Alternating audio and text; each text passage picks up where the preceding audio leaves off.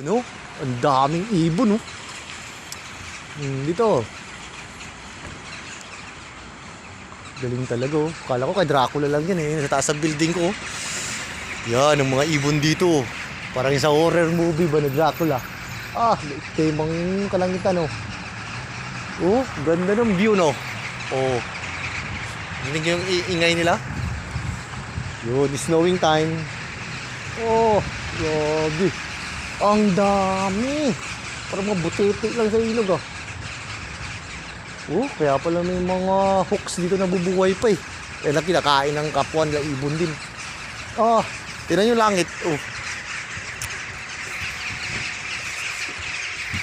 Yun. Yung taas ng building namin, oh. Yan ang aking hotel. Oh, ang dami. Nakita nyo? You see? Ayun, oh, sa taas ng building, oh.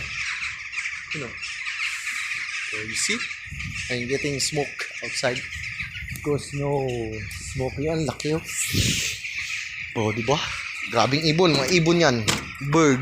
Oh, ang kapal. Ang dami. Kaya may mga hooks dito na kumakain ng ibon. Kasi may pagkain sila, eh. As long na may pagkain, exist yung mga predator. No food, no predator. Ayan, tao naman, binigyan ng Diyos ng pagkain ng mga beans, eh. Diba? Naman talaga ang katotohanan.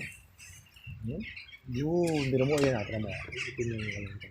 Oh, grabe.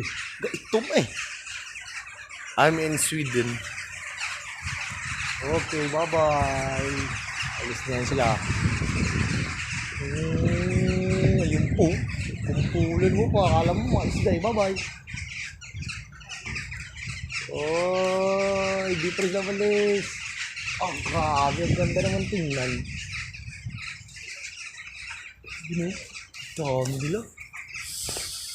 So many birds flying snow right now here.